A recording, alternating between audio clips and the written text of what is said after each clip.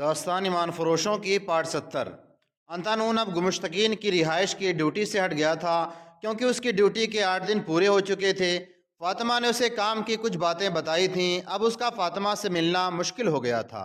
वो हर लम्हा उसे मिलने के लिए बेताब रहता था, जिसकी एक वजह तो अपने फ़र्ज़ की अदायगी थी और दूसरी वजह जज्बाती और रूमानी थी। फातिमा ने खादिमा को हाथ में ले लिया था। एक शाम उसने खादिमा के लिए के ज़रिए अंतानून को इत्तला भिजवाई कि रात उसी वक्त वो बागीचे में आ जाए। बड़े दरवाजे से अंदर जाना नामुमकिन था। बागीचे के पीछे ऊंची दीवार थी। फातिमा ने कहला भेजा था कि दीवार के बाहर रस्सा लटक रहा होगा। उस रात वहाँ बहुत बड़ी ज़ियाफ़त थी। गुमश्तकीन ने ऐसे तमाम बड़े बड़े लोगों को मदऊ किया था जो जंग में उसके मददगार हो सकते थे। उनमें सलीबी कमांडर भी थे और चंद एक मुसलमान फ़ौजी अफसर भी, जो मूसिल से चोरी छिपे आए थे। गुमश्तकीन ने ऐसे गैर फौजी आदमियों को भी मदऊ किया था जिनके पास बेअंदाज़ा दौलत थी। उन सब मेहमानों से वो जंग के लिए मदद लेना चाहता था, जिनमें शमशुद्दीन और शादबख्त भी थे, और उनमें गुमश्तकीन का काजी इब्ने अल-खशिब अबुल फजल भी था। ये इज्तिमा फातिमा के लिए बहुत अच्छा था। उसे इस अहमियत का इल्म हो गया था। उसने अपने मिजाज के ख़िलाफ़ अपना बनाव सिंगार ऐसे तरीक़े से किया था जिसमें मर्दों के लिए बेपनाह कशिश थी। उसकी जवानी और ख़ूबसूरती की कशिश अलग थी। वो फुदकती फिर रही थी, हर मेहमान के साथ हंस हंस कर बातें करती थीं। उसे जहाँ भी कोई सलबी और अपनी फ़ौजी का कोई आला अफसर बातें करता नजर आता, वहाँ उस तरह पीट करके खड़ी हो जाती कि उन्हें शक न होता। वो उनकी तरफ कान लगा देती। वो शमशुद्दीन और शादबख्त के पास भी गई। दोनों ने उसे कहा कि वो बहुत मोहतात रहे और उसके कान में कोई राज की बात पड़े तो उन्हें बता दे। अंतानून ने ज़्यादा मुलाकातें ना करे, लेकिन उसने ये राज उनसे छिपाए रखा कि उसने आज रात अंतानून को बुला रखा है और थोड़ी ही देर बाद वो उससे बागीचे में मिलने जाएगी, फिर वापस आकर अपना काम करेगी। उसने शाम का अंधेरा गहरा होते ही खादिमा से रस्सा दीवार से बंधवा कर पिछली तरफ लटका दिया था। दीवार के अंदर की तरफ एक दरख्त था। अंतानून को बाहर से रस्से के ज़रिए ऊपर आना था और उस रस्से को अंदर की तरफ लटका कर दरख्त की ओट में उतरना था। उस ज़ियाफ़त में बाहर से निहायत आला दर्जे के नाचने वालियाँ बुलाई गई थीं। उनके अलावा लड़कियों जैसे खूबसूरत नौमर लड़के भी बुलाए गए थे, जो नीम उरियाँ होकर ख़ास किस्म की रक़्स करते थे। हरम की सारी लड़कियाँ गुमश्तकीन की इस हिदायत या हुक्म के साथ मौजूद थीं कि मेहमानों को पूरी तरह अपनी गिरफ्त में लेने की कोशिश करें। उन्हें बताया गया था कि इस इज्तिमा का मकसद क्या है। शराब के मटकों के मुंह खोल दिए गए थे। फातिमा भी उसमें आज़ाद थी कि मेहमानों में से किसी से मिलती और उसके साथ कैसी बातें और हरकतें करती है। महफिल की रौनक और साजों की हंगामे में इजाफा होता जा रहा था और फातिमा बेचैन होती जा रही थी, क्योंकि अंतानून के आने का वक्त हो गया था। उस वक्त वो एक सलीबी कमांडर के साथ बातें कर रही थी। ये सलीबी रवानी से अरबी ज़बान बोलता था। फातिमा सुल्तान अयूबी के ख़िलाफ़ बातें कर रही थी ताकि ये सलीबी अपने दिल की बातें उगल दे। ऐसे ही हुआ। वो फातिमा को बताने लगा कि किस तरह सुल्तान अयूबी को ख़त्म करेंगे। इन बातों के दौरान उसने फातिमा के साथ बेतकल्लुफ़ी पैदा कर ली। फातिमा ने मज़ाहमत न की। उसे कुछ कीमती राज हासिल हो रहे थे। सलीबी उसे बातों में लगाए मैं महफिल से परे ले गया। चलते चलते वो अंदर वाले बागीचे में चला गया जहाँ रोशनी नहीं थी। वहाँ जाकर फातिमा ने महसूस किया कि अंतानून आ गया होगा और उसके इंतज़ार में परेशान हो रहा होगा। उसने सलीबी से कहा कि जाओ वापस चलें, लेकिन सलीबी अभी वापस नहीं जाना चाहता था। फातिमा कोई झूठ मूठ वजह बताए बगैर भाग भी नहीं सकती थी, मगर भागने के सिवा चारा भी कोई नहीं था। भागने की बज़ाहिर वजह भी कोई न थी। सलीबी ने उसे बाजू से पकड़कर अपने साथ घास पर बिठा लिया और उसके हुस्न की तारीफ़ें शुरू कर दी। फातिमा ने उसे टालने की कोशिश की। सलीबी नशे में भी था। उसने दस्त दराजी की तो फातिमा ने हंस कर कहा, यह सोच लो कि मैं किसी की बीवी हूँ, उसी की इजाज़त से यह जुर्रत कर रहा हूँ। उसने कहा और फातिमा को अपने करीब घसीट लिया। कहने लगा, तुम जिसे अपना खाविंद कह रही हो वो तुम्हारा खाविंद नहीं। सलीबी ने कहा, इस हकीकत से तुम भी वाकिफ़ हो, अगर तुम्हारा खाविंद ही है तो उसने सलाहुद्दीन को शिकस्त देने और बादशाह बनने के लिए अपनी तमाम बीवियां आज रात के लिए हम पर हलाल कर दी हैं। बेगैरत है। फातिमा ने गुस्से को हंसी में दबा कर कहा, हालांकि वो जानती थी कि यह सलीबी जो कुछ कह रहा है ठीक कह रहा है। جو آدمی اپنا ایمان بیچ ڈالتا ہے وہ اپنی بیوی، اپنی بہن اور اپنی بیٹی کی عزت سے بھی دستبردار ہو جاتا ہے۔ بیوقوف لڑکی ہو، عیش و عشرت سے کیوں بیزار ہو؟ کہتی ہو میں شراب بھی نہیں پیتی۔ فاطمہ کو دو باتیں پریشان کر رہی تھیں، پہلے یہ کہ انتانون آ گیا ہوگا، اور دوسرے یہ کہ گمشتقین اگر غیرت مند ہوتا تو وہ دوڑتی اس کے پاس چلی جاتی اور اسے بتاتی کہ یہ آدمی اس سے دست درازی کرتا ہے، مگر وہاں صورت یہ پیدا کر دی گئی تھی کہ کسی مہمان کو، خصوصاً کسی صلیبی کمانڈر کو ناراض کرنا گمشتقین کے حکم کی خلاف ورزی تھی۔ وہ اپنی بیویوں کی عصمت کے عوض سلطان ایوبی کے خلاف جنگی مدد لے رہا تھا۔ فاطمہ جال میں الجھ کر رہ گئی، وہ اس صلیبی کے منہ پر تھوک نہیں سکتی تھی اور اسے دھتکار بھی نہیں سکتی تھی۔ ان مجبوریوں کے باوجود اپنی عزت سے بھی دستبردار نہیں ہو سکتی تھی۔ اس کے لیے فیصلہ کرنا مشکل تھا کہ کیا کرے۔ اس نے جا سلجھے ہوئے طریقے سے ٹالنے کی کوشش کی جو محض بیکار ثابت ہوئی۔ اسے بڑی شدت سے خیال آیا کہ انتانون آ گیا ہوگا۔ وہ پیچ و تاب کھانے لگی۔ اس ذہنی کیفیت میں صلیبی نے ایک بیہودہ حرکت کی۔ فاطمہ بھڑک اٹھی۔ وہ گھاس پر بیٹھے تھے۔ اس نے صلیبی کو بڑے زور سے دھکا دیا۔ وہ پیٹھ کے بل گرا۔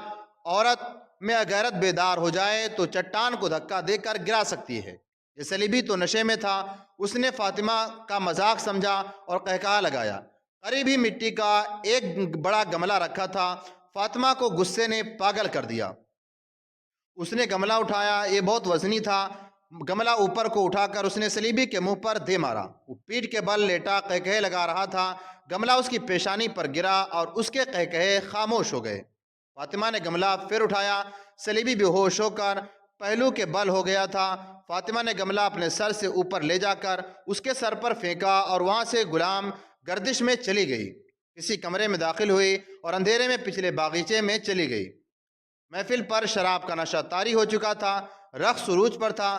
شرابیوں کی ہا ہو نے محفل کو سر پر اٹھا رکھا تھا۔ کسی کو ہوش نہ تھا کہ کون زندہ ہے اور کون قتل ہو گیا۔ اس ہنگامے سے لا تعلق ہو کر فاطمہ پچھلے باغیچے میں گئی۔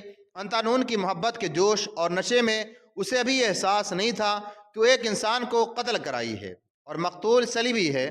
وہ انتانون کو فخر سے سنانا چاہتے تھے کہ اس نے اپنی عزت کی حفاظت میں صلیبی کو قتل کر دیا ہے، مگر انتانون وہاں نہیں تھا۔ فاطمہ کا دل اس خیال سے ڈرنے لگا کہ وہ آ کر چلا گیا ہے۔ اس نے درخت کے پیچھے جا کر دیکھا کہ رسہ باہر ہے یا اندر۔ رسہ اندر تھا۔ اس کا مطلب انتانون آیا ہے، اسی لیے رسہ اندر ہے، مگر وہ ہے کہاں؟ اگر واپس گیا ہوتا تو رسہ باہر کو ہوتا۔ وہ وہاں کھڑی ادھر ادھر دیکھ رہے تھے۔ اسے اندھیرے میں ایک سایہ سا حرکت کرتا نظر آیا۔ اس نے غور سے دیکھا، اس کی خادمہ معلوم ہوتی تھی۔ فاطمہ نے اسے آہستہ سے آواز دی، کہا وہ خادمہ ہی تھی۔ فاطمہ کی طرف دوڑ گئی۔ اس نے فاطمہ سے پوچھا، اسے یہاں نہ ڈھونڈو، وہ آیا تھا، میں اس کے انتظار میں چھپ کر کھڑی تھی۔ میں نے اسے دیوار پر دیکھا۔ اس نے رسہ اندر پھینکا اور اترنے لگا۔ ادھر سے دو آدمی آتے نظر آئے۔ اس وقت وہ رسے سے اتر رہا تھا۔ دونوں آدمی قریب آ گئے۔ میں اسے خبردار نہ کر سکی۔ وہ دونوں درخت کے تنے سے لگ گئے۔ وہ جیوں ہی اترا، ان دونوں نے اسے ایسا جکڑا کہ ان کے گرفت سے آزاد نہ ہو سکا۔ میں آپ کو ڈھونڈتی رہی، لیکن میں مہمانوں میں نہیں جا سکتی تھی۔ فاطمہ کو چکر آ گیا، اور جب اسے خیال آیا کہ وہ ایک صلیبی کو قتل کرائی ہے تو اس کے ہوش اڑ گئے۔ وہ الف لیلا کی پراسرار اور طلسماتی دنیا تھی جسے فاطمہ جیسی لڑکی نہیں سمجھ سکتی تھی۔ اسے حرم کی ایک لڑکی نے خبردار کیا تھا کہ وہ ایک محافظ کے ساتھ محبت کا کھیل کھیل کر غلطی کر رہی ہے۔ اسے اب یہ مسئلہ پریشان کرنے لگا کہ انتانون کو کس نے گرفتار کرایا ہے۔ ان دونوں آدمیوں کو پہلے سے معلوم ہوگا کہ وہ آ رہا ہے۔ اب فاطمہ کو یہ خدشہ نظر آنے لگا کہ اسے بھی گرفتار کیا جائے گا۔ اسے اپنی خادمہ پر بھی شک تھا، وہ بھی تو مخبری کر سکتی تھی۔ وہ کچھ بھی نہ سمجھ سکی۔ خادمہ کو ساتھ لے کر اس نے اوپر سے رسہ کھلوایا اور اسے کہا کہ اسے کہیں چھپا دے۔ وہ خود انتہائی گھبراہٹ کے عالم میں سالار شمس الدین اور شاد بخت کی طرف دوڑ گئی۔ رقص اور شراب کی محفل گرم تھی۔ فاطمہ کو شاد بخت نظر آ گیا۔ اسے محفل کے انداز سے معلوم ہوا کہ صلیبی کے قتل کا کسی کو پتہ نہیں چلا۔ وہ خرامہ خرامہ شاد بخت گئی اور اسے اشارے سے بلایا۔ الگ جا کر اسے بتایا کہ وہ ایک صلیبی کو قتل کرائی ہے۔ اس نے قتل کی وجہ بھی بتائی۔ شاد بخت نے خطرہ محسوس کرتے ہوئے کہ فاطمہ کو کسی نہ کسی نے سلیبی کے ساتھ ادھر جاتے دیکھا ہوگا جہاں اس کی لاش پڑی ہے اور اس کے پکڑے جانے کا امکان واضح ہے، اسے کہا تمہیں اب یہاں نہیں ہو رہنا چاہیے، تم اگر گرفتار ہو گئی تو میں ہی بہتر جانتا ہوں کہ گمشتگین تم جیسی خوبصورت لڑکی کا قید خانے میں کیا حال کرائے گا۔ اگر اس کا باپ مارا جاتا تو وہ پرواہ نہ کرتا، وہ ایک صلیبی کمانڈر کے قتل کا بڑا بھیانک انتقام لے گا۔ میں کہاں جاؤں؟ فاطمہ نے پوچھا۔ تھوڑی دیر یہیں گھومو پھرو۔ شاد بخت نے کہا میرا بھائی شمس الدین آ جائے تو اس سے بات کروں، وہ کہاں چلے گئے ہیں؟ فاطمہ نے خوف سے کانپتی آواز میں پوچھا۔ کچھ دیر گزری، انہیں اطلاع ملی تھی کہ پچھواڑے کی دیوار رسے سے فلانگ کر ایک آدمی اندر گیا تھا، معلوم نہیں وہ کون ہے اور کس ارادے سے اندر آیا تھا۔ شمس الدین اسے دیکھنے اور اسے قید خانے میں ڈالنے یا جو بھی کارروائی مناسب سمجھے گا کرنے کے لیے گیا۔ اگر تھوڑی دیر تک نہ آیا تو میں خود چلا جاؤں گا، دل مضبوط رکھنا، ہم تمہیں چھپا لیں گے۔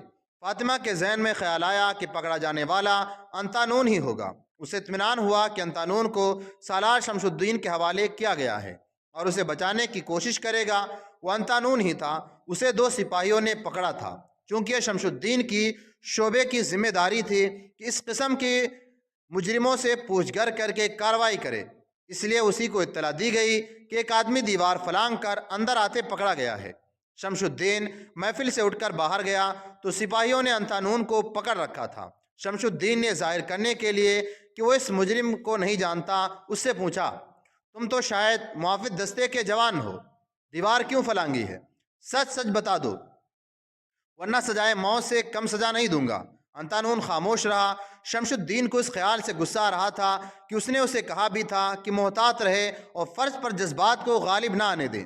اس نے اس احتیاط پر عمل نہ کیا۔ اس طرف تو اس نے فن کا ایک کمال دکھایا کہ ایک ہی کوشش میں محافظ دستے میں شریک ہو گیا اور فوراً بعد اس نے حرم تک رسائی حاصل کر لی، مگر دوسری طرف اس نے ایسی حماقت کی کہ ایک ہی حلے میں پکڑا گیا۔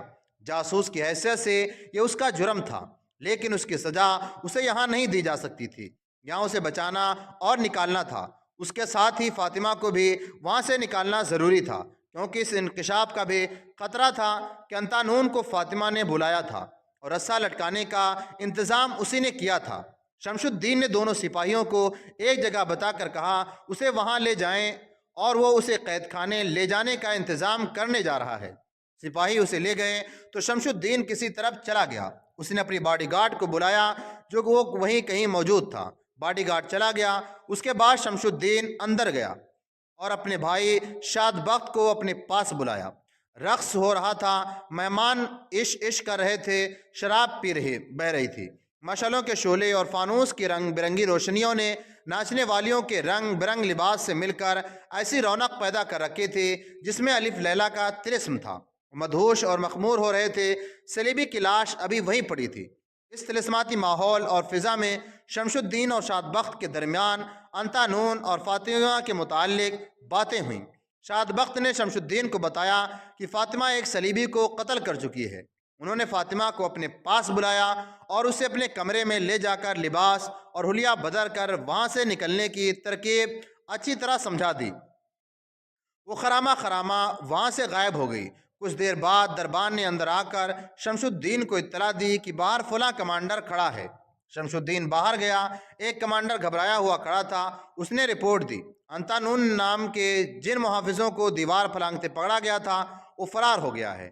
کیا وہ 2 سپاہی مر گئے تھے جن کے حوالے میں انہیں کر کے آیا تھا؟ شمس الدین نے گرج کر پوچھا۔ معلوم ہوتا ہے کہ یہ اکیلے انتانون کا نہیں، 1 سے زیادہ آدمیوں کا کام ہے، کمانڈر نے بتایا۔ دونوں سپاہی وہاں بے ہوش پڑے ہیں، ان کے سروں پر ضربوں کا نشان ہے۔ شمس الدین نے موقع واردات پر جا کر دیکھا، دونوں سپاہی ہوش میں آ چکے تھے۔ انہوں نے بتایا کہ وہ یہاں کھڑے تھے، اندھیرے میں پیچھے سے کسی نے ان کے سروں پر ایک ضرب لگائی اور وہ بے ہوش ہو گئے۔ شمس الدین نے بھاگ دوڑ شروع کر دی۔ اس وقت ایک عورت جس نے سر سے پاؤں تک برقعے کی طرز کا سیاہ ریشمی لبادہ لے رکھا تھا اور اس میں سے صرف اس کی آنکھیں نظر آتی تھیں، گمشتقین کی رہائش گاہ کے بڑے دروازے سے نکلی اور جانے کہاں چلی گئی۔ उस रात मेहमानों का आना जाना तो जारी ही था। दरबान और मुहाफिजों ने देखने की ज़रूरत नहीं महसूस की कि यह कौन है जो मस्तूर होकर जा रही है। आधी रात के बाद जब मेहमान रुखसत हुए तो किले के दरवाज़ा खोल दिया गया। घोड़े और बग्घियां गुजरने लगीं। उन्हीं में एक घोड़ा सवार गुजरा जिसका चेहरा ढका हुआ था। उसके साथ दूसरे घोड़े पर वही मस्तूर औरत थी जो गुमश्तकीन के घर से अकेली निकली थी। ये इंतज़ाम शमशुद्दीन और शाद बख्त ने किया था। उसने दो सिपाहियों को एक जगह बताकर कहा था कि अंतानून को वहां ले जाकर मेरा इंतज़ार करें। उसने अपने बॉडीगार्ड से कहा था कि वह अंतानून को आज़ाद कराएं और उसके घर में छिपा दें। पहले बताया जा चुका है कि शमशुद्दीन और शाद बख्त के बॉडीगार्ड दो अर्दली और दो मुलाजिम सुल्तान अयूबी के कमांडो जासूस थे। उन्होंने बर वक्त हरकत की और अंतानून को छुड़ा कर ले गए। इधर से फातिमा भी कामयाबी से निकल गई और शमशुद्दीन के घर पहुंच गई। वहां इंतज़ाम मुकम्मल थे। जब मेहमान निकले तो उन्हें घोड़े देकर वहां से निकाल दिया गया। ये रात तो शराब और रक्स की मदहोशी में गुजर गई। अगली सुबह सलीबी की लाश देखी गई और गुमश्तकीन को इत्तला भी मिली कि उसका एक मुहाफिज और उसके हरम की एक लड़की लापता हैं। उसने हुक्म दिया कि जिन दो सिपाहियों की हिरासत में से अंतानून भागा है उन दोनों को उम्र भर के लिए कैद खाने में डाल दिया जाए। अंतानून और फातिमा का फरार सब भूल ही गया क्योंकि गुमश्तकीन के सलीबी दोस्तों ने अपने कमांडर को कत्ल कर उधम बपा कर दिया था। उन्हें दरअसल अपने कमांडर के मारे जाने पर इतना अफसोस नहीं था जितना उन्होंने गुलगुपाड़ मचाया था। वो दरअसल गुमश्तकीन के साथ नाराज़गी का इजहार करके उससे कुछ और मुराद लेना चाहते थे और ये शाह देना चाहते थे कि वो सुल्तान सलाहुद्दीन अयूबी पर हमला कर दे। सलीबी जानते थे कि मुसलमानों के हरम में ऐसे ड्रामे खेले जाते रहते हैं जिनमें लड़कियां अगवा भी होती हैं, अज खुद भी गायब होती हैं और वो पुरस्कार कत्ल भी होते हैं। लेकिन वो गुमश्तकीन को मजबूर कर देना चाहते थे कि सर उनके कदमों में रख दे। जिनसे मदद मांगी जाती है वो अपनी हर शर्त मनवाते और ग़ुलाम बनाने की कोशिश करते हैं। सलीबियों की तो नौयत कुछ और थी। ये सूरत हाल छिपाई न जा सकी। हलब तक इसकी खबर पहुंच गई। वहाँ के दरबारी उमरा जो सुल्तान अयूबी के खिलाफ लड़ रहे थे गुमश्तकीन को भी अपना इत्तेहादी बनाना चाहते थे। उन्होंने अल-मलिकुस सालेह की तरफ से एक एलची भेजा। उसके साथ रिवाज के मुताबिक बेशकीमत तहाइफ थे। तहाइफ में दो जवान लड़कियां भी थीं। गुमश्तकीन आराम कर रहा था। एलची और लड़कियों को शमशुद्दीन के पास ले गए क्योंकि गुमश्तकीन के बाद वही सालार था जो सरकारी उमूर की देखभाल करता था। अपने घर में लड़कियों को अलग बैठाकर उसने एलची से पूछा कि वो क्या पैगाम लाया है। उसने जो तवील पैगाम दिया वो मुख्तसरन यूँ था कि सुल्तान अयूबी ने हलब का मुहासरा किया तो रिमांड सलीबी फ़ौज को लेकर आया जिससे सुल्तान अयूबी ने मुहासरा उठा दिया, मगर ईमान बगैर लड़े फ़ौज वापस ले गया। सलीबी आइंदा भी हमें धोखा देंगे। हम अगर अलग अलग होकर सलाहुद्दीन अयूबी के ख़िलाफ़ लड़ेंगे तो हम सब शिकस्त खाएंगे। हमें मुत्तहिद हो जाना चाहिए ताकि अयूबी को हमेशा के लिए ख़त्म कर सकें। इस पैगाम के साथ मुत्तहिदा महाज बनाने का एक मंसूबा था जो कुछ इस तरह था कि अलिस्तान की पहाड़ियों की बर्फ़ पिघल रही है। जासूसों ने बताया है कि सुल्तान अयूबी के सिपाही बुलंदियों पर नहीं रह सकते क्योंकि वहाँ पिघलती बर्फ़ का पानी उनके लिए रुकावट पैदा करता है। हमारे लिए मौका अच्छा है। हम सब अपनी फ़ौजों को इकट्ठा कर लें तो अयूबी की फ़ौज को घेरे में लेकर उसे शिकस्त दे सकते हैं। इस मंसूबे में यह भी था कि सलीबी हुक्मरान को अपने साथ लाया जा सकता है। इसकी सूरत यह हो सकती है कि आप गुमश्तकीन उसे अपना मंसूबा बताएं और उसे अपना मुआहदा याद दिलाएं जिसके तहत उसकी जंगी कैदियों को रिहा किया गया था। शमशुद्दीन ने यह पैगाम शाद बख्त को सुनाया। दोनों भाइयों ने आपस में सलाह मशवरा किया और सोचने लगे ये पैगाम गुमश्तकीन तक न पहुँचने पाए। वो दोनों इस कोशिश में थे कि गुमश्तकीन अकेला सुल्तान अयूबी से लड़े क्योंकि इस तरह उसकी शिकस्त का इम्कान था। उन्हें मालूम था कि सुल्तान अयूबी के पास फ़ौज थोड़ी है, इससे वो अकेले अकेले गद्दार हुक्मरानों को आसानी से ख़त्म कर सकता है। ये दोनों भाई अपनी असलियत के छिपाने के लिए पूरी एहतियात करते थे, मगर इस मौके पर उन पर जज्बात का गलबा हो गया। जज्बात को मुश्तइल उन लड़कियों ने किया। वो इस तरह की उन्होंने लड़कियों से उनका मज़हब पूछा। उन्होंने बताया कि वो मुसलमान हैं। उम्र के लिहाज से वो नौजवान थीं। शमशुद्दीन और शाद बख्त ने अफसोस सा महसूस किया। ایک تو مسلمان نے اپنے آپ میں یہ کمزوری پیدا کر لی ہے کہ خوبصورت لڑکی کے عوض میں اپنا ایمان تک الگ پھینک دیتے ہیں، اور دوسرا یہ کہ جن مسلمان لڑکیوں کو شریف گھرانوں میں آباد ہونا ہوتا ہے انہیں لالچی والدین عمرہ کے حرموں میں دے دیتے ہیں۔ تم وہاں کہاں کی رہنے والی ہو اور ان لوگوں کے ہاتھ کس طرح لگی ہو؟ شاد بخت نے پوچھا، تمہارے باپ زندہ ہیں، بھائی نہیں ہیں؟ لڑکیوں نے جو انہیں جواب دیا اس سے ان دونوں بھائیوں کے جذبات بھڑک اٹھے۔ جن علاقوں پر صلیبی قابض تھے وہاں کے مسلمانوں کا جینا حرام ہو رہا تھا، کسی مسلمان کی عزت محفوظ نہیں تھی۔ پہلے بھی سنایا جا چکا ہے کہ وہاں کے مسلمان باشندے قافلوں کی صورت میں نقل مکانی کرتے تھے، ان کے ساتھ تاجر بھی چل پڑتے تھے۔ اس طرح ہر قافلے کے ساتھ لڑکیاں بھی ہوتی تھیں اور مال دولت بھی۔ صلیبیوں نے قافلوں کو لوٹنے کا انتظام بھی کر رکھا تھا۔ یہ یورپی مورخین نے بھی لکھا ہے کہ بعض صلیبی حکمران جو مشرق وسطیٰ میں کسی نہ کسی علاقے پر قابض تھے ان قافلوں کو اپنی فوج کے ہاتھوں لٹواتے تھے۔ لٹنے والے کمسن لڑکیوں، جانوروں اور مال و دولت کو اڑا لے جاتے تھے، لڑکیوں کو منڈی میں نیلام کرتے یا مسلمان عمرہ کے ہاتھوں فروخت کرتے تھے۔ کچھ لڑکیاں صلیبی اپنے لیے رکھ لیتے اور انہیں جاسوسی اور اخلاقی تباہ کاری کے لیے تیار کرتے تھے، انہیں مسلمانوں کے علاقوں میں استعمال کیا جاتا تھا۔ ان دونوں لڑکیوں کو ایک قافلے سے چھینا گیا تھا۔ اس وقت وہ دونوں 13-14 سال کی تھیں۔ وہ فلسطین کے کسی مقبوضہ علاقے سے اپنے کنبے کے ساتھ کسی محفوظ علاقے کو جا رہی تھیں۔ بہت بڑا قافلہ تھا جس پر صلیبی ڈاکوؤں نے رات کے وقت حملہ کیا اور بہت سی لڑکیوں کو اٹھا لے گئے۔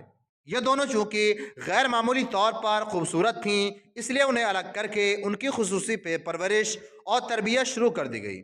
ان پر غیر انسانی تشدد کیا گیا، پھر ان کے ساتھ ایسا اچھا سلوک ہونے لگا کہ جیسے وہ شہزادیاں ہوں۔ انہیں فی الواقع شہزادیاں بنا گیا، شراب پلائی گئی اور نہایت خوبی سے ان کے ذہنوں کو صلیبیوں نے اپنے رنگ میں ڈھال لیا۔ 4-5 سال بعد جب سلطان نور الدین زنگی فوت ہو گیا تو صلیبیوں کی طرف سے ان دونوں لڑکیوں کو تحفے کے طور پر دمشق بھیجا گیا۔ انہیں صلیبیوں کا ایک مسلمان ایلچی ساتھ لایا تھا۔ یہ صلیبیوں کی خیر سگالی کا تحفہ تھا۔ والملک الصالح اور اس کے عمرہ کو سلطان ایوبی کے خلاف اور اپنے حق میں کرنا چاہتے تھے۔ ان لڑکیوں نے بتایا، ہمارے ذہنوں سے مذہب اور کردار کو نکال دیا گیا تھا، ہم خوبصورت کھلونا بن گئی تھیں، لیکن ہمیں جب دمشق بھیجا گیا تو ہمارے ذہنوں میں اپنا مذہب اور کردار بیدار ہو گیا۔ ہمارے خون میں جو اسلامی اثرات تھے وہ امڑ کر ہماری روحوں پر چھا گئے۔ ہمیں اپنے ماں باپ اور بہن بھائی تو نہیں مل سکے تھے، ہم نے ان مسلمان حاکموں اور بادشاہوں کو اپنے باپ اور بھائی سمجھ لیا، لیکن ان میں سے کسی ایک نے بھی ہمیں بیٹی اور بہن نہیں سمجھا۔ صلیبیوں کے ہاتھوں بے آبرو ہو کر ہمیں اتنا دکھ نہیں ہوا جتنا مسلمان بھائیوں کے پاس آ کر ہوا، کیونکہ صلیبیوں سے ہمیں ایسے ہی سلوک کی توقع تھی۔ ہم نے ہر اس مسلمان حاکم کے پاؤں پکڑے جن کے حوالے ہمیں کیا گیا تھا، ہاتھ جوڑے، اسلام کے خدا اور رسول صلی اللہ علیہ وسلم کے واسطے دیے کہ ہم ان کی بیٹیاں ہیں، مظلوم ہیں، ان کی عزت ہیں، مگر ان کی آنکھوں میں شراب اور شیطان نے صلیب اور ستارے میں کوئی فرق نہیں رہنے دیا۔ ہمارے اندر انتقام کا جذبہ بیدار ہو گیا ہے۔ جب سلطان صلاح الدین ایوبی دمشق میں آیا تو ہم بہت خوش ہوئیں کہ صلیبیوں کے علاقوں میں مسلمان سلطان ایوبی کی راہ دیکھ رہے ہیں۔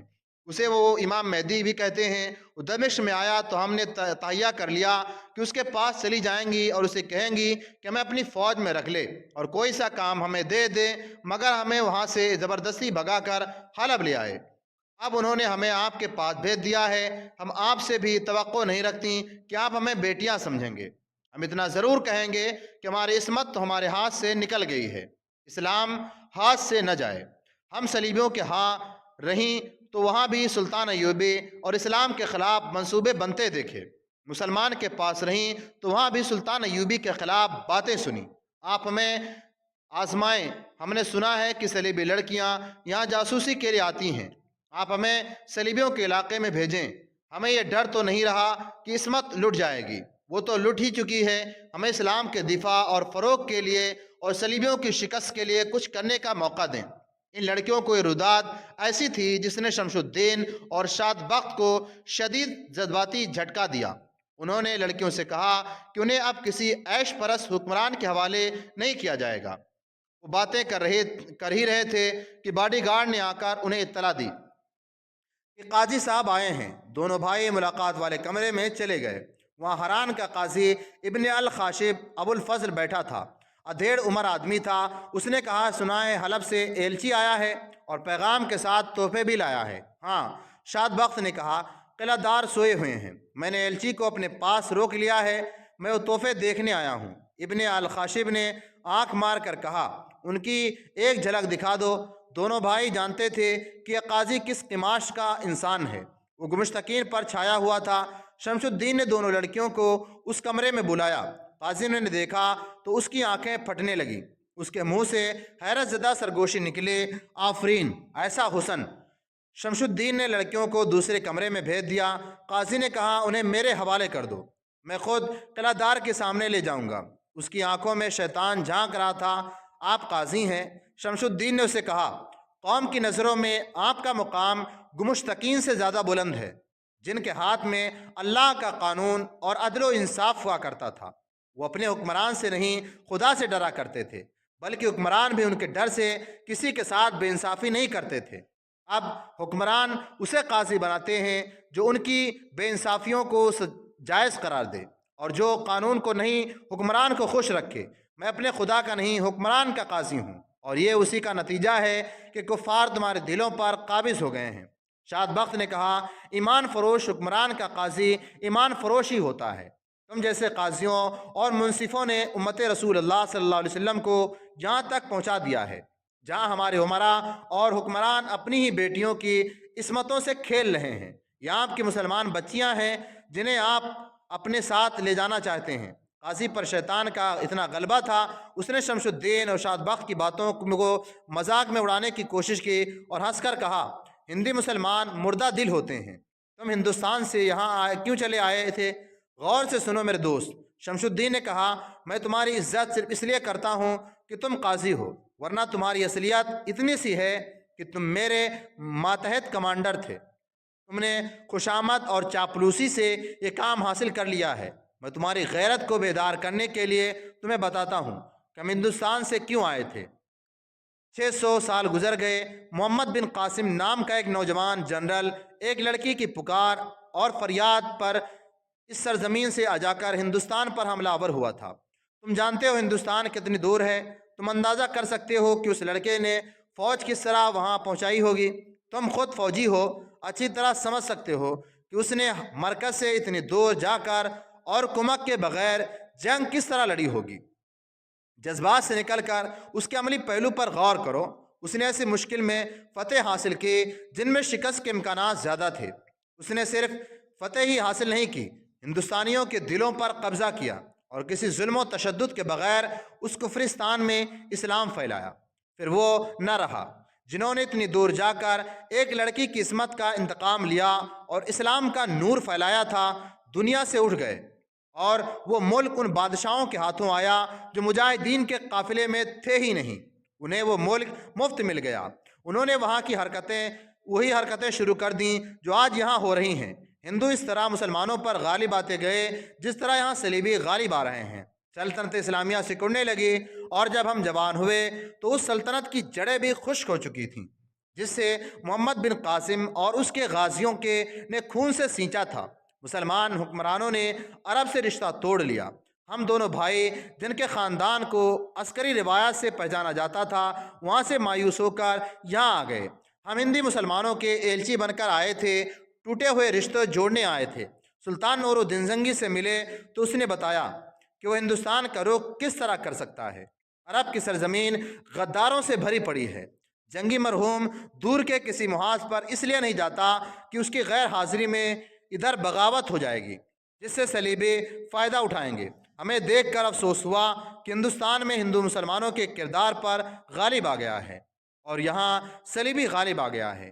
جنگی نے ہمیں اپنی فوج میں رکھ لیا، اور جب گمشتقین سیف الدین اور عز الدین وغیرہ نے صلیبیوں کے ساتھ درپردہ گٹھ جوڑ کر لیا تو سلطان ایوبی نے ہم دونوں کو گمشتقین کی فوج میں اس مقصد کے لیے بھیج دیا کہ ہم اس پر نظر رکھیں کہ اس کی خفیہ سرگرمیاں کیا، یعنی تم دونوں جاسوس ہو۔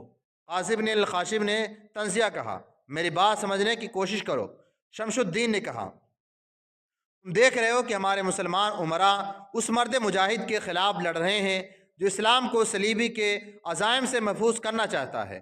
आज एलची ये बहुत ख़तरनाक पैगाम लाया है। उसने पैगाम सुनाकर कहा, गुमुश्तकीन पर तुम्हारा असर है, तुमसे रोक सकते हो।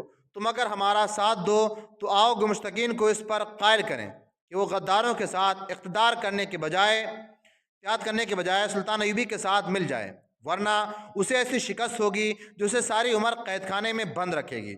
इससे पहले मैं तुम दोनों को कैद खाने में बंद करवाता हूँ। इब्ने खाशिम ने कहा, दोनों लड़कियां मेरे हवाले कर दो। उठकर उस कमरे की तरफ जाने लगा जिसमें लड़कियां थीं। शाद बख्त ने उसे बाजू से पकड़कर पीछे किया। उसने शाद बख्त को धक्का दिया। शाद बख्त ने उसे मुंह पर इतनी जोर से घूंसा मारा कि पीछे को गिरा।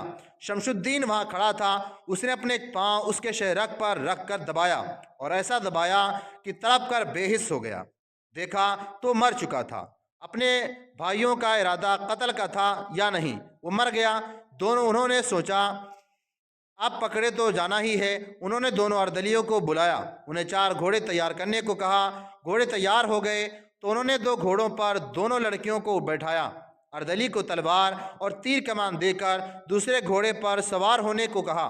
वो और शादबाग उनके साथ गए और किले का दरवाज़ा खुलवाकर चारों को भाग जाने को कहा। उन्होंने ये हिदायत दी कि सुल्तान अयूबी की फ़ौज तक पहुँच जाए। उन्हें इस अर्दलियों की तफसील से बताया था कि गुमुश्तकीन का मंसूबा क्या है। चारों घोड़े बाहर निकलते ही सर पर दौड़ पड़े। दोनों भाइयों को भी निकल जाना चाहिए था। मालूम नहीं क्या सोचकर वो वापस आए। गुमुश्तकीन जाग कर आ चुका था। उसने एलची को देखा तो उससे पूछा कि वो कौन है और कहाँ से आया है। उसने बता दिया, मगर वहाँ लड़कियाँ नहीं थीं जो तोहफे के तौर पर लाया था। शमशुद्दीन और शादबख्त ने कहा, लड़कियां जा चुकी हैं क्योंकि मुसलमान थीं। हमने उन्हें वहां भेज दिया जहां उनकी हिफाजत महफूज रहेगी। उन्होंने ये भी बता दिया कि काजी की लाश अंदर पड़ी है। गुमुश्तकीन ने लाश देखी। एलची दूसरे कमरे में उन दोनों भाइयों की बातें सुना रहा था जो काजी इब्ने खाशिम से कर रहे थे। गुमुश्तकीन जल उठा। उसने सालार शमशुद्दीन और सालार शादबख्त को कैद खाने में डाल दिया। हरान के किले से दूर 4 घोड़ा सवार सर पर घोड़े दौड़ाते निहायत कीमती राज सलाउद्दीन अयूबी के लिए ले जा रहे थे। और उस वक्त अलिस्तान की पहाड़ियों में सलाउद्दीन अयूबी हसन बिन अब्दुल्ला से पूछ रहा था कि उन दोनों भाइयों की तरफ से कोई इत्तला नहीं आई।